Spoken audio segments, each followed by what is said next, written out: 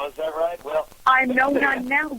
But, when I walk into a Catholic church, there's this weird feeling I get. It's not a feeling of fear or anything like that. It's just like, oh, God, here we go again. Oh, I totally get it. Whenever, I was not only a monk, but I was actually the vice abbot of a monastery in the 1100s. Remember, I told you about this Gregorian chant business. Yes, I was yes. I was in charge of the music and the Gregorian chants and all that in this monastery. And I remember when I first walked into a Catholic church, had this enormous sense of been there, done that, but really not a great deal of excitement about going back there. Even to this day, I still find the sound of Gregorian chants soothing and very inspiring, but that's about it. My life as a monk, however, was so negative that I quickly rebelled against the monkhood, and that's what led me to become that French nobleman out there seducing lots of women. The danger is when we deny our deeds and our instinctual desires too much, there is a tendency to bounce back into the opposite extreme in our next lifetime. And so maybe that's why, I'm not going to go into opposites in your life, but it's maybe why your friends don't think you're much of a nun, is because you're on the rebound from that. It's quite possible. That makes sense. No, that makes sense. I mean, I do know that people, in the type of astrology I do, I know people are kind of comfortable in their past lives. Some of the patterns that they had in their past life, they're comfortable with. But in my past life, when I growing up as a kid, I always used to challenge my priest, and I used to get in a lot of trouble for it. And I guess you could say I was an advanced soul and way ahead of my time, and I always used to get in trouble. That was a no-no. You don't tell the priest that. You don't ask those kind of questions. But why not? I want to know. Oh, yeah, that's going to get you in trouble because the priest really doesn't really have the answers you're looking for. No. So many of my students over the years have gone to priests and ministers and even psychotherapists and tried to find answers to the nature of their soul and their spiritual purpose and even simple things, what life is about. And frankly, the religions of the West don't have very good answers for this. When I was at Duke University, I majored in Eastern religions, Hinduism and Buddhism, not because I'm a fanatical follower of any particular religious sect, quite the contrary. One might easily accuse me of having no religion at all. I don't either. In studying those spiritual phase, and perhaps spiritual is a better word than religion here, I discovered that there were very important teachings there. And I had the great pleasure, about 7 years ago, traveling to India and teaching the spirit how to clear the traumas of our past lives and how to bring forward those creative abilities. In the East, that knowledge has been lost, according to this group of students in Delhi. And they said, thank God you are here, or thank the gods that you are here to bring this work back to the East. The place where I found it, in my religion many years ago. Yes, well, you went to a country that's on my bucket list. I feel so connected and drawn to India. It's an amazing place in so many ways, although one has to get used to the smells, the crowding, the noise. I recommend you watch that lovely movie. We're sitting by the water having lunch together. I've sat in that restaurant with the king of Mewar, the ruler of Udaipur. Yes, that's me. Oh, my gosh. Well, that is a great movie. That is a great movie. I've even walked through those streets, and that movie is a beautiful one. And India is a very fascinating place. Well, India is very spiritual, too. I mean, you talk about astrology. They're the original. Connected to the spirit world. Oh, yes, exactly. They are. You should know along with Egypt, one of the great homes of astrology, of course. Oh, yes. I mean, the Vedic version.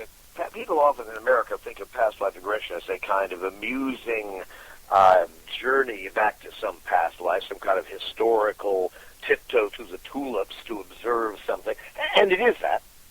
But far more, the ancient East is aware that there are creative abilities to be mined for our past lives. There is a life purpose to be distilled from exploring these lives. And we can even discover what is the karma that we are carrying from our past lives and how to clear it. I'm sure you're familiar with karma. You're familiar, of course, with the 10th house and the 12th the I astrology am chart. very familiar with karma, yes. And of course, the north and south nodes give you a clear indication of where we're coming from and going as a soul. Well, Right. even more valuable is when we can then look at it in the astrology chart is to actually experience your higher self showing you this is what you did in the past, and these are the amends that need to be made in the present. And if we could go back to that Francois, the musician and court jester, for a moment, his karma was, of course, connected to an uncountably large number of sexual seductions and rapes that he committed during that lifetime. And it was very clear when my higher self showed me that life, my higher self said, not only do you have the karmic obligation to be faithful to one woman in this lifetime, an obligation I'm proud to say has been fairly easy for me, but the other part is you must give love to the hurt and lonely women of the world whose hearts have been broken. And it turns out my trainings are 80% women. And Really? who have been wounded and hurt in relationships with their fathers, with their lovers, with a cruel world. It's my task to literally hold their hands without incidentally getting to have sex with them. Just for the record, that is not a part of the healing that I'm supposed to offer them this lifetime. Instead, the healing work I give to them is the sympathy and the wisdom and the understanding, and even the rescue mission, where I can bring them back entranced to rescue them from the horrors of what was done. The healing journey begins. That's what... Exactly. So my karmic task in this lifetime is to perform the healing rituals, the healing journeys of alchemy, in order to complete my karmic task. Now, a very special story about that comes up from a recent... I'm, by the way, the past life regression teacher for the National Guild of Hypnotists back in the East Coast. I go there and teach advanced past life. I entered your class. I felt it was a big mistake. I didn't trust you. I knew that you had tried to seduce me or some other woman in the class, and I felt a deep desire to be protective of all these poor women in the class from a seducing bastard like you, even though she had never met me or knew me before, except by my positive reputation as an alchemy trainer, as the trainer of hypnosis. And she said, but then when you told that story about Francois, I realized that I was one of your victims, and then I understood that you were making your atonement to heal from those terrible things you have done, and I want you to know that I'm ready to forgive you. And she asked for a hug, which I easily and gladly gave to her. Aww. Isn't that an amazing moment? That's very... Actually, meet one of my victims and look her right in the face and say, I am sorry, and I'm making amends to you now after 500 years. And I think that's beautiful. So long. It took that long to find past life regression therapy able to heal me and unlock these memories of the past so I can know who I am, why I'm here, what I'm supposed to be doing with my life. The very same questions that we would ask an astrologer. And the answers can be even more vivid and powerful when we arrive at them through the medium of past life regression. Absolutely. It's almost like what the astrological chart hints at in terms of saying you've got some karma here around this or that. The actual past life regression journey spells out in technicolor power and display. Well, I believe that there are no accidents in life, and months ago when my aunt suggested I have you on the show, and I said, well, who is that? Please tell me more. Barbara, Auntie Barb, tell me more. By the way, thank you, Auntie Barb. He's wonderful. You were right. I know she's listening tonight. From the moment I spoke to you, I sat there going, there's something about this man. I feel like I can grow even more spiritually from him. Well, that's why we want to get you into the program so you can bring this work as a radio talk show host and astrologer to thousands of people. I mean, when you look at astrology chart, you say, "Oh, I see here's my story here. Your Mars is in Sagittarius. It's clearly in opposition in what's the word? Trine to your Mercury, Venus, and Saturn conjunction in Virgo. I mean, we're talking about a major complex.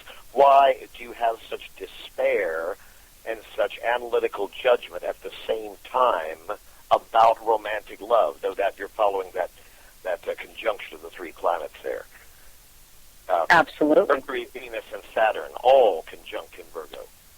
And well, that's how are we Mercury, going to overcome this? And only by yeah. And how does the Mars in Sagittarius, which of course is the sign of the aggressive adventurer and teacher, where does that come in? I realize now that my teaching must lift my soul out of the loneliness and deep romantic losses of my past. So that makes perfect the sense. world. You see what I mean? You see how the astrology chart is in a certain sense the signpost pointing to the karma we need to clear and what tasks we need to accomplish in our world.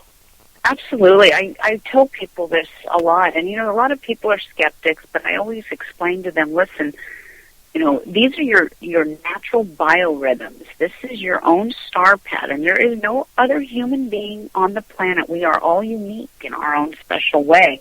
And we all have gifts.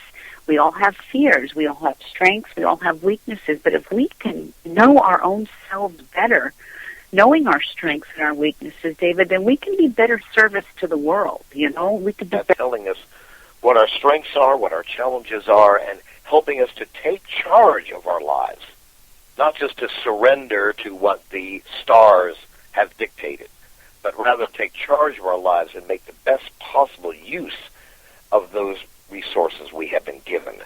Symbolized, of course, by the distinction between the scorpion and the eagle.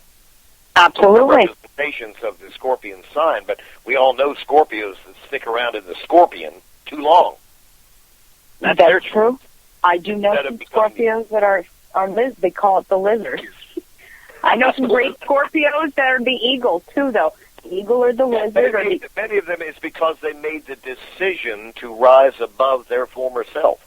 That's exactly. And that's what alchemical training, by and large, does, because every day of my training, you're going into trance, and under the guidance of trained assistants, every student goes into trance every day, often in small groups of just 3 or 4 students. You'll go into trance and experience these powerful journeys, healing your karmic debts, connecting with people you've known in past lives and learning the purpose of that connection, exploring and clearing the traumas like around housework, around money, around love and relationships. Right.